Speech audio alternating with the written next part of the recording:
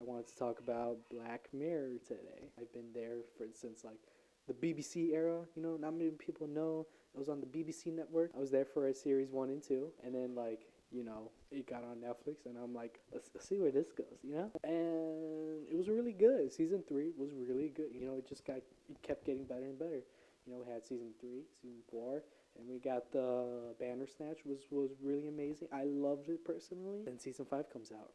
Where to start with this? Season 5 is not as strong as the other two seasons. Charlie Brooker was working on Bandersnatch. That must have been hard to work on. But then he came up with 3 new stories and said, "Yeah, this is good. This is good. We could show this. We can make a season out of this."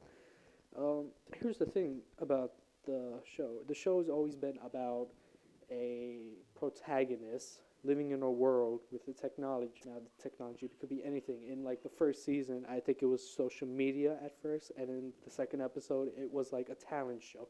It was like futuristic tech. Always has an involvement with the characters' lives.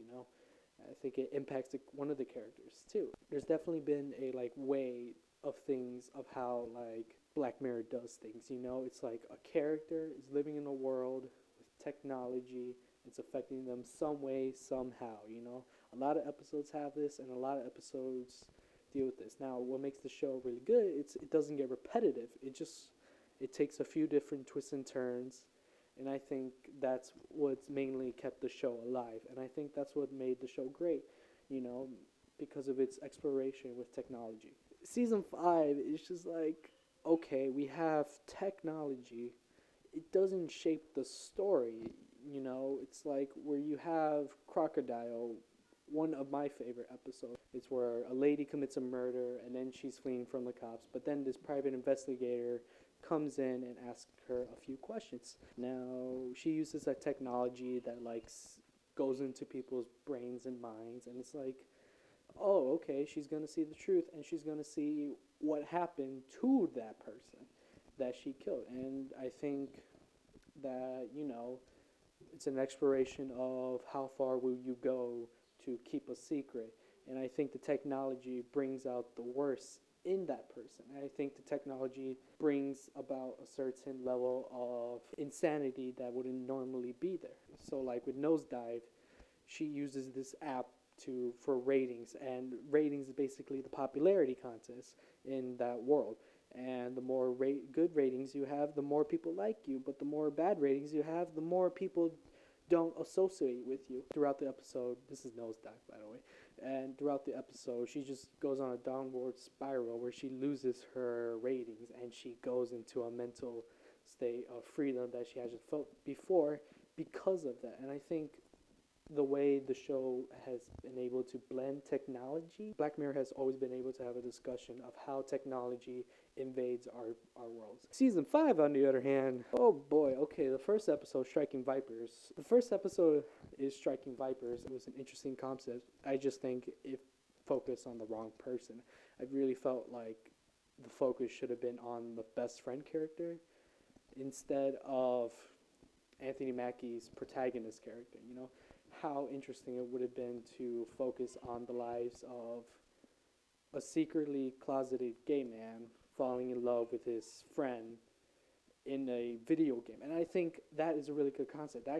That goes back to what Black Mirror was about, using technology as a means of human exploration. And I think that the episode just didn't work one bit, The show didn't work in terms of that. So then we have the second episode, which is Smithereens. I like this one. I think there were some funny parts and there were some intense parts, and I thought that 70 Show guy was really ridiculous. He was goofy.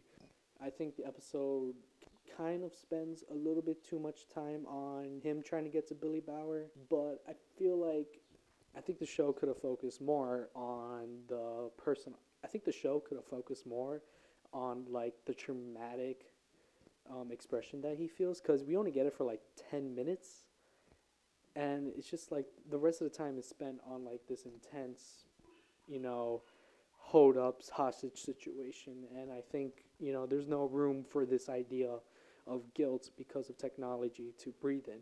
I think it's the best out of the 3 episodes. The final episode, which is Ashley 2. So with Ashley 2, it just there's too many things that can go wrong, and your suspension of disbelief has to be like big, you know? It's like Ashley, I think would have been a better idea and a better solution for this episode would have been to have Ashley the main character throughout the show. Get rid of the kids, cut them out, and focus on her just being a pop star in the world of technology. Because that part where it was like, oh yeah, we have technology that can like replicate her voice. That's scary. That is really scary.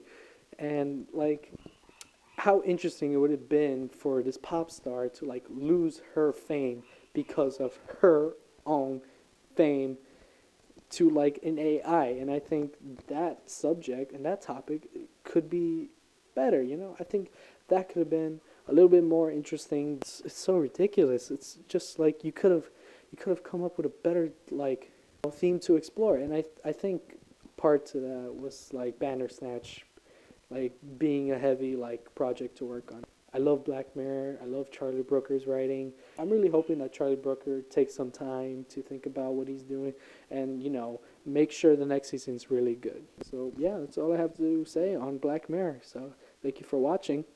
You know, peace.